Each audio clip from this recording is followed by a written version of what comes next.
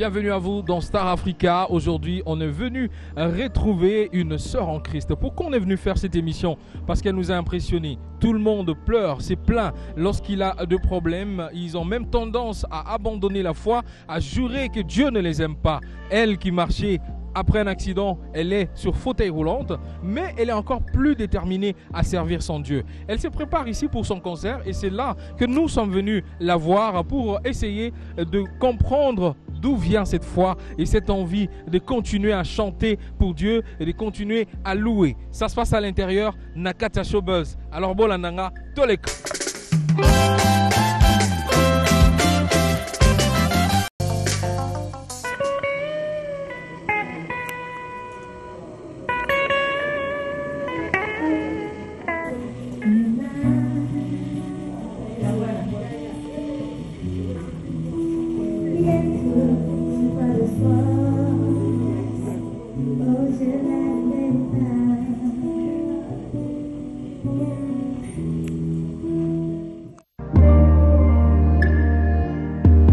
Voilà, on est venu la retrouver, la sœur Nana Lukezo, en pleine répétition d'ailleurs, mais on l'a dérangée un tout petit peu. On espère qu'on n'a pas trop dérangé. Hein. Non, ça va. C'était l'heure de la pause aussi. Ah, l'heure de la pause, voilà. C'est-à-dire qu'on tombe à pic. Alors, comment ça va, sœur Nana? Ça va très bien, par la grâce de Dieu. D'accord. Ouais. Ah ben, nous, on est venu vous voir dans le cadre de Star Africa, étoile d'Afrique. Vous êtes une étoile d'Afrique, du Congo, qui loue l'Éternel, qui prêche au travers de ses chansons. Mais on a appris qu'il y a quelque chose qui s'est passé et qui fait que vous soyez assise sur ce fauteuil roulant. Est-ce que vous pouvez nous en parler un tout petit peu? Déjà d'entrée des jeux comme ça, comment ça s'est passé? Vous venez d'où? Et qu'est-ce qui s'est passé exactement? Bon, ce qui s'est passé, c'est que voilà, j'étais partie pour un voyage pour une campagne d'évangélisation de 3 jours. Et au deuxième jour, en rentrant de la campagne, et on m'a ramené à l'hôtel. Et c'est là que tellement on était fatigué et le chauffeur aussi était fatigué. Et on a eu cet accident-là. Le chauffeur a perdu le contrôle de la voiture. Il s'est endormi au volant. Ah, justement. Ouais. Exactement. Donc du coup, on a quitté la route et on a fait 4 tonneaux. Mais comme je portais pas la ceinture de sécurité non plus, donc ce qui fait que j'étais projecteur de la voiture. Et donc, la chute, mon atterrissage, c'était assez violent. Ça se comprend. Voilà, exactement. Donc, ça m'a brisé la colonne vertébrale en 3. Donc, ce qui fait que les fractures ont causé aussi, voilà, sont parties aussi coincées, compresser les nerfs et la moelle épinière et de 90%. Donc, ce qui fait que c'était assez délicat. Il fallait qu'on opère, qu'on intervienne assez rapidement. J'ai été rapatriée 2 jours après. Et puis, quand je suis arrivée, on m'a prise en charge directement. Il y avait 2 opérations que j'ai subies. Et puis, voilà. Le truc, c'est que les nerfs et la moelle étaient assez touchés, ce qui fait que ça a causé la paralysie sur ma jambe droite. D'accord. Ouais. J'avais une paralysie partielle à ma jambe gauche. Et donc, voilà un peu le topo. Les médecins ont fait ce qu'ils pouvaient faire. Bon, ils ont fait un excellent travail, ça c'est clair. Voilà. Oui, mais il y a certaines choses qui ne guérissent que très doucement. Donc, c'est ce que on a pu me faire comprendre. C'était assez compliqué pour moi. Du fait que moi, personnellement, je croyais qu'après l'opération, tout allait bien se passer. Quoi. Exactement, tout allait rentrer dans l'ordre tout juste après. Juste après. Voilà. S'il fallait avoir rééducation, peut-être 1 mois, quelque chose comme ça, pour réhabiliter un peu le corps. Mais bon, là, c'était l'incertitude. On ne sait pas vraiment te dire concrètement. On te dit juste que non, bon, ça va prendre du temps. Les nerfs guérissent très doucement. Bon, voilà, tous ces baratins de médecins. Mais vous êtes là, toute souriante. Exactement. Voilà. Je suis là. Mais je n'ai pas toujours été si souriante que ça après l'accident. Ça, il faut que je le mentionne. C'est que... Qu'est-ce qui a ramené le sourire? Alors, on va poser la question comme ça. Ce qui a ramené le sourire, bon, on va dire que c'est Dieu lui-même. Hein. Ok. Parce que Quand on te dit tu ne marches pas pour toujours, que tu ne marches pas tout de Pendant suite un là, ça va moment prendre où, du voilà. temps. Ok. La nouvelle, c'est la même en fait. Ok. C'est toujours que à un moment donné, je me souviens bien même ma dernière crise, si je peux appeler ça comme ça, ma dernière crise où j'ai carrément j'étais en combat avec Dieu, quoi. Je me suis Justement, réveillée, parce que je me suis dit... réveillée un bon matin, je Ouais. dis, Seigneur, je veux récupérer ma vie. Ah oui. C'est pas possible, je veux pas, je veux récupérer ma vie. En fait, j'étais comme ça. J'ai fait 3 jours comme ça, je pleurais, je disais, je veux récupérer ma vie. Et c'était la phrase que je sortais à tout le monde qui m'appelait en ce moment. Voilà. Mon mari m'a appelé, il a eu la même sauce. Une amie à moi m'a appelé, je lui ai dit, voilà. oui, elle est venue me rendre visite à l'hôpital. Je lui ai sorti la même sauce parce qu'elle essayait d'essuyer des larmes qui continuent à couler, qui continuent à couler. Et j'ai eu à pleurer comme ça vraiment 3 jours d'affilée, sans s'arrêter, quoi. Tu pleures, tu pleures, tu pleures. On apporte à manger, je ne veux pas manger. Et tu pleures, tu manges un peu, tu laisses. Oui. Bon, mais à un moment donné, il fallait se reprendre un peu, se dire que se plaindre et tout, voilà. Ça n'apporte rien en fait. Ça ne change rien à ma situation. Il paraît que pendant cette période où vous donniez cette source à tout le monde, je vais récupérer ma vie, il y a eu aussi pas mal de questions, des gens, pourquoi je venais d'une campagne d'évangélisation? Voilà. Et pourquoi? C'est surtout ça. Pourquoi? Oui, voilà. C'était surtout ça. Je me fâchais contre Dieu pour ça. Tu sais, en fait, le truc, c'est que quand on a quitté la campagne pour aller vers l'hôtel, à un moment donné, quand on roulait, j'ai eu envie de porter ma ceinture. Oui. Tu vois, j'ai eu envie de porter ma ceinture de sécurité. Je l'ai vraiment tenue. Et puis, j'emmenais. Et puis, c'est comme si... Et puis, je laisse. On va dire, le côté quinoise a pris un voilà, peu le dessus. je dis, oh, je suis en Afrique. Voilà. Très souvent, on ne porte pas la ceinture. Ouais. Et puis, je laisse. Maintenant, ma colère, tu sais, hein, c'est des choses vraiment bizarres. Au travers quand même de cette émission, on va faire passer quand même aussi pas mal de messages. Hein. D'accord. Déjà, par exemple, mettre toujours sa ceinture de sécurité. Ouais. On n'y songe pas trop déjà. On n'y songe pas trop en Afrique. Ou des fois, on pense qu'on vous embête lorsqu'on demande mettez la ceinture. Non, en fait, hein, en Europe, on ne me demande même pas. En fait, dès que j'entre dans la voiture, c'est automatique. Oui. Mais quand on est en Afrique, c'est comme s'il y a un esprit qui se promène. On devient super gâté quand on est là. Des enfants gâtés, quoi. On n'écoute personne. Oui. Oui, donc j'étais vraiment fâchée dans le sens que j'ai commencé à reprocher à Dieu. J'ai dit, mais Seigneur, pourquoi tu m'as laissé voilà, je voulais même mettre ma ceinture. Pourquoi tu ne m'as pas motivée? Oui. Pourquoi? Parce que, tu sais, au fait, ce que je vais dire aussi, au début, après l'accident, j'ai cru que le fait de n'avoir pas mis la ceinture, c'est ce qui m'a sauvé la vie.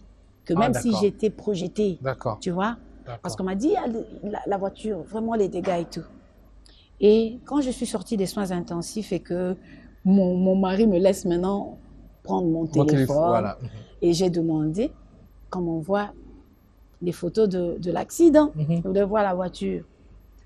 Et alors, c'est en ce moment-là qu'on voit les photos, j'ai vu que là où j'étais assise était intact. Et du côté du chauffeur, c'était le plus touché. Alors que ça arrive rarement. Fâchée, au fait. Alors que ça arrive rarement. Voilà. Ouais. C'est là que je m'étais fâchée. Moi, mon combat avec Dieu, ça a commencé là. Oui. D'accord. C'était là. Et pourquoi on commençait? Ça s'est enchaîné. Oui, parce que dans le sens où je me disais, non, si l'endroit était trop abîmé de là où j'étais, ça veut dire que c'était mieux que je sois projetée. Voilà. Parce que sinon, tu vois, j'aurais été broyée là. Mais quand je vois maintenant les photos, je vois que, en fait, si j'avais ma ceinture, je pouvais m'en sortir sans fracture, sans quoi que ce soit. Ouais. Ah, la guerre a commencé avec Dieu. Il fallait me motiver, voilà, j'ai dit, Seigneur, c'est quoi cette histoire? Et tout, et tout, et tout, et tout. Donc voilà un peu, mais... Mais on va dire aussi que ce combat, le chrétien le vit presque tous les jours. Hein. Accident ou sans accident, trop de questions dans la tête. Trop de questions, parce qu'il y a beaucoup de choses qui arrivent et qu'on ne comprend pas toujours. Oui. Et quand on veut un peu aussi comprendre, le pasteur te dit, tout concourt vient de ceux qui aiment Dieu. Donc... Là, on dit non, lui, il dit ça parce qu'il est bien. Mais oui, lorsqu'on prêche... Quoi, oui. Vous savez, j'ai dit ça à mon mari une fois, j'ai dit, tu sais, à chaque fois que quelqu'un me parlait de son problème, je lui disais, toute chose concourt vient de ceux qui aiment Dieu. D'accord. Il faut louer Dieu en toutes circonstances. Et quand ça m'est arrivé, Tu voulais plus de cette phrase? Non, je voulais pas de cette phrase parce que la première fois qu'on me l'a sortie, au fait, ça m'a énervé. Ça m'a énervé. Oui. Et puis je dis, mais Seigneur, c'est pas vrai, j'ai l'habitude de dire ça aux autres. Aujourd'hui, ça tombe sur moi et je n'arrive pas à prendre ça vraiment bien, quoi. Or, la parole de Dieu est authentique, elle est vérité. Et quand on dit toute chose concourt au bien de ceux qui aiment Dieu, c'est vraiment ça. C'est à nous d'identifier le bien qui se cache dans ce malheur. C'est comme ça. C'est toujours comme ça. Et après, vous dites que vous allez louer. Je louerai, je chanterai. Qu'est-ce que vous aviez compris à cet instant précis pour dire que, en fait, au lieu de vous poser trop de questions et de m'énerver sur cette ceinture de sécurité, je veux vous louer. Pourquoi? Voilà. En fait, je pense que mon moment de combat avec Dieu était assez fort. Mais n'oublions pas que j'ai le Saint-Esprit en moi. Et des choses qui se passent, à un moment donné, je voyais que je ne contrôlais plus rien. J'étais devenue une autre personne. J'étais remplie de tristesse. Je m'énervais facilement. Tu vois. Donc, du coup, j'ai commencé à faire cette prière. J'ai dit, Saint-Esprit, s'il te plaît, c'est pas moi ça. Je voudrais redevenir la personne que j'étais avant. J'ai perdu le sourire, c'est pas possible. S'il faut me caractériser, en fait, s'il faut me donner un surnom, on peut m'appeler Sourire. Voilà. Parce que je suis du genre très joyeuse. Et là, j'ai dit non, c'est pas possible. Il faut que je fasse quelque chose. Je m'énerve, ça ne change rien à ma situation, tant mieux, écoute, changer d'attitude. Voilà. J'ai pris cette décision et j'ai commencé à demander de l'aide au Saint-Esprit parce que on est en train de dire là, il faut louer dans les circonstances difficiles, mais c'est pas un exercice facile. C'est pas facile. C'est très, très, très difficile. Donc, c'est-à-dire aujourd'hui, si vous êtes en train de motiver quelqu'un qui a des problèmes, en fait, vous allez trouver des mots justes. Exactement. Parce que vous avez une certaine expérience, on va dire. Tout à fait, tout à fait. Avant, on le disait parce qu'il faut le dire. Hein, c'est ça. T'inquiète pas, voilà, tout concourt. Ouais. Mais là, lorsque vous le dites, ça pèse. Parce que, oui, ça pèse. Parce que je peux dire que je viens de loin. Oui. Je viens de loin. J'ai dû tout réapprendre, en fait. M'asseoir. Tout. En fait, tout. J'ai tout repris à zéro comme un bébé. Donc, quand il faut motiver quelqu'un qui est dans la douleur, je sais ce que c'est. Voilà. Et je connais la douleur parce que au moment de l'accident, après l'accident et tout, la douleur, je ne l'oublierai pas. Je pense que je suis marquée. Mais est-ce qu'en vous voyant aujourd'hui, je peux poser cette question, est-ce qu'on peut dire à un chrétien que parce qu'il y a des épreuves ou parce qu'il y a eu des accidents ou la souffrance, ça veut dire que c'est fini pour lui? Non, c'est pas fini parce que les choses n'arrivent pas au hasard. Vous savez, il y a eu Joseph dans la Bible qui avait tout le temps des rêves. Il savait qu'il devait diriger. Mais sauf que la réalité, il n'y avait aucune correspondance. Il n'y avait rien. Oui, exactement. Voilà. Mais dans sa tête, il savait que je suis appelé à diriger. Mais il ne se doutait pas qu'il devait passer par l'esclavage. Tu vois, ce n'était pas quelque chose d'agréable. Vendu, renvoyé par-ci, par-là. Exactement. Voilà. Prison et puis finir à la tête d'un pays qui n'est même pas le tien. Voilà. Donc, c'est comme ça. Les choses n'arrivent pas au hasard. Et moi, c'est ce que je n'arrête pas de dire aux gens maintenant. Change ton attitude. Tu comprendras vite. C'est quoi le bien qui se cache derrière ce mal. Parce qu'en traînant plus dans des questions, en fait, on s'auto-détruit, on va dire. On s'auto-détruit parce qu'on va s'emmener des maladies inutiles. Oui.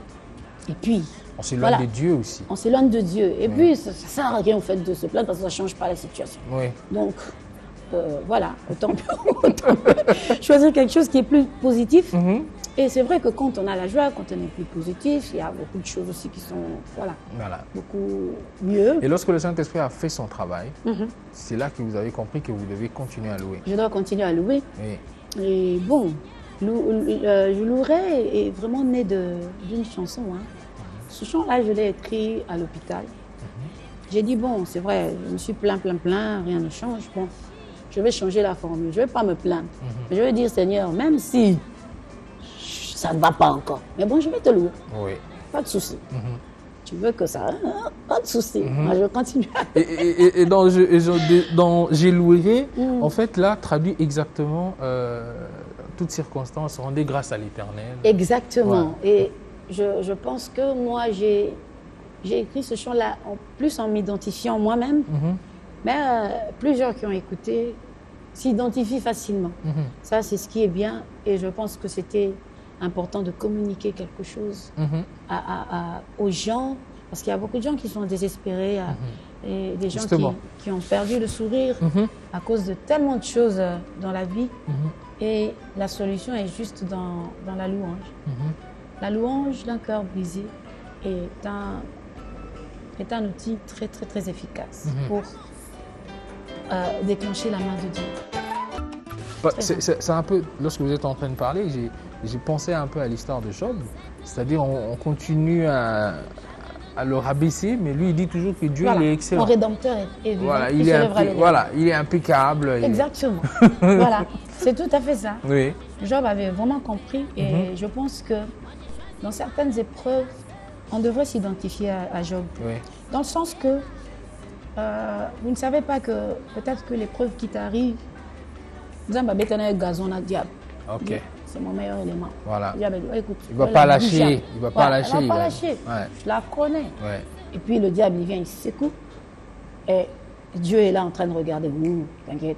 Même si elle est en train de me faire la guerre en ce moment-ci, elle n'a pas encore compris. Et à un moment donné, elle va comprendre. Et puis dès que ça passe, voilà. Et Dieu dit, je t'avais dit. Tu as vu? Mais non. Tu l'as mise sur une chaise roulante. Voilà. Elle continue à louer. Oui. Elle est en train de drainer tout le monde maintenant avec elle. Tout le monde va louer malgré les circonstances. Voilà. Donc donc ils doivent tenir bon. Voilà. S'identifier à Job. Tout à fait. S'identifier aussi à la sœur Nana. Bah pourquoi pas. Bah voilà, parce que Job, ça fait longtemps. Aujourd'hui, Dieu continue à agir. Voilà, on ne va pas garder toujours ces anciennes références. Voilà. Donc, il y a des nouvelles références. Il y a nous autres qui sommes là, qui continuons à louer Dieu. Et nous savons que Dieu ne fait rien au hasard.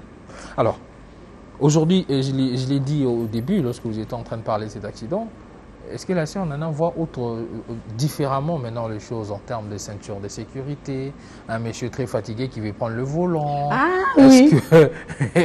Ou bien regarder le chauffeur, tu es fatigué. Voilà. Tu ne veux pas passer le volant à l'autre. C'est ça aussi. Oui, c'est vrai que, bon, comme on est à Kinshasa, je vais motiver aussi les gens. Justement, même par le canal de cette émission. Voilà, c'est pourquoi je pose même cette question. Si. On peut même le dire en lingala, parce que Babou a la ceinture. Babou a la ceinture. Namoni yango mingi. On a même mokumbi. La protection, je te dis que ça. Mingezara, tchana nuto le gawa roulage. Voilà, tchana nuto le gawa roulage. Or, kobangi le roulage, t'es en pour la vie. Ok.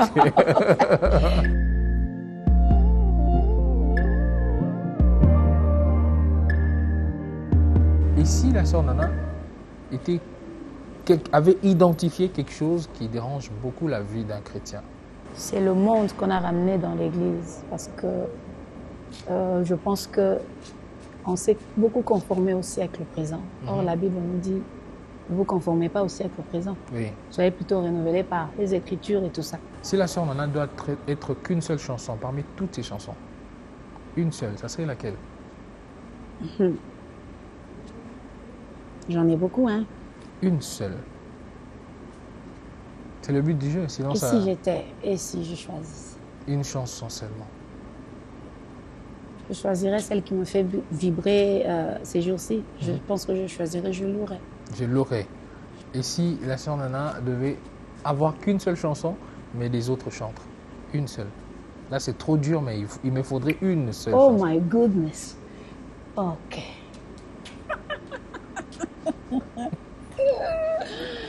Oh, ça, c'est un examen difficile parce qu'il y a beaucoup de chants que j'aime, moi. Mais une seule. Peut-être celle-là, lorsque vous la chantez, vous vous sentez différent devant Dieu. Il y a une certaine connexion, mais elle n'est pas de vous, cette chanson. Voilà. Une seule. Je sais qu'il y en a beaucoup, mais une seule. Zambe nanga nzambe ya bokeseni. Oyebi nyonso. Obandaka esika moto asukeli. Oyemba nzembo. Isika nakokende deja youti kuna. Obongisi nyonso. Zube na nzela yote na moto. Natamboli na assurance. Elongia moze ngala lokola libende. Batie na moto. Tololaki na yawe bongonga moto na memio na nzoto nangenga tendenge nini ye. Bon. Elle est de qui cette chanson? Les gens ne la connaissent même pas ici à Kinshasa. Ah. Mais c'est un chant qui m'a soutenue pendant que j'étais à l'hôpital, comme pas possible. Elle s'appelle Ira Baounza Blessing. Voilà. D'accord. Elle vit en Belgique. Un quartier? Je choisirais Pigeon parce que mes parents habitent à Pigeon. Super. Voilà, ça serait le quartier Pigeon. Allez, une recette. Une recette. Je serais une recette de poulet. Parce que mes enfants aiment beaucoup le poulet. Et vous aimez le poulet aussi? En fait, j'aime le poulet, mais j'aime le poulet... Le poulet braisé? J'aime le poulet braisé. D'accord. Et puis quand c'est... Je l'ai détecté. Hein, oui, j'aime le poulet braisé. Oui. Et si c'est à la sauce, je préfère le poulet, tu vois, on appelle sauce à macasse. Okay. Pas celui qui est pété-pété, j'aime pas. Non, pas celui-là. J'aime pas ça dans la sauce. Non, voilà. J'aime pas.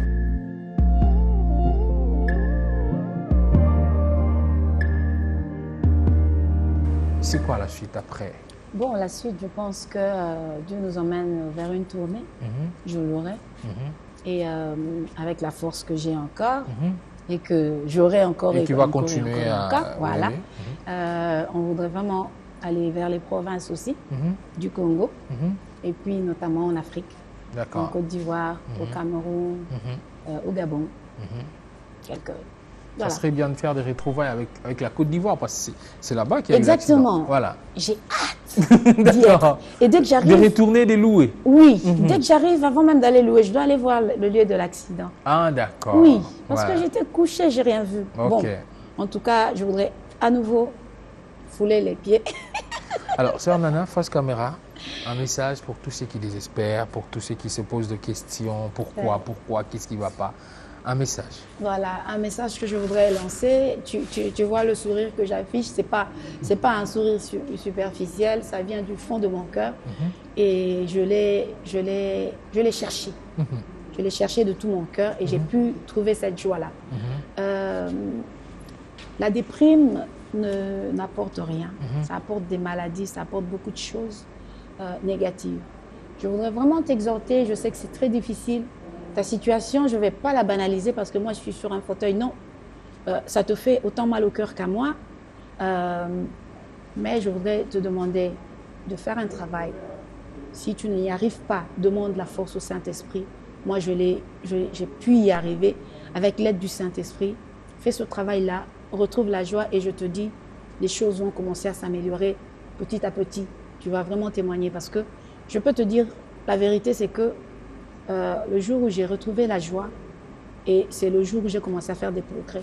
Voilà, vous venez de parler avec votre cœur, bien sûr, à tous ceux qui sont devant les épreuves. Mais il y a un autre message qui vous tient à cœur aussi? Oui, bon, ça, le message concerne plus les autorités. Ah, d'accord. Les personnes qui sont à même de répondre à ces requêtes.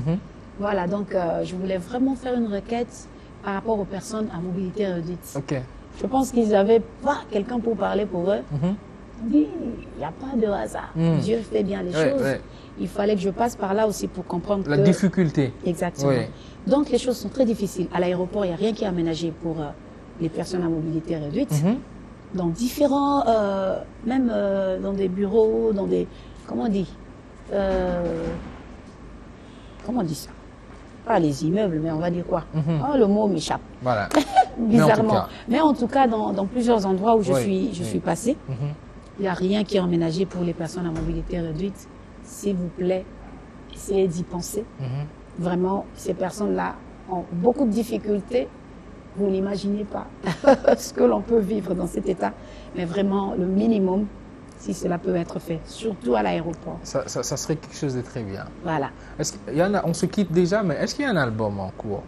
Il y a un album en cours. Bon, on va dire qu'il y a un album qui était sorti juste avant mon accident. Ok. Donc du coup, c'est comme si la promo s'était un peu arrêtée. Mais bon, on va la relancer. Laisse-moi te raconter, c'est ça le titre de l'album. De l'album, voilà. Voilà, je l'ai réalisé ensemble avec mon frère qui vit à Abidjan, David Doukezo. Et donc, il y a un single qui se prépare, je louerai. Ça suivra sur les plateformes digitales, iTunes, Deezer, tout ça. Donc, on sait aussi s'en procurer.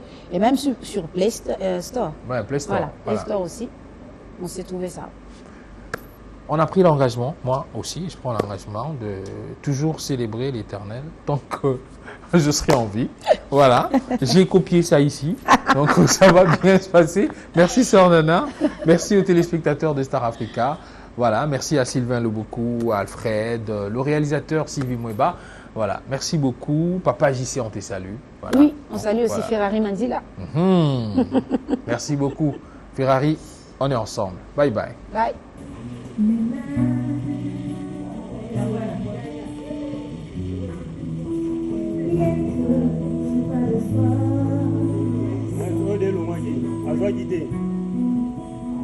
Oh, je l'aime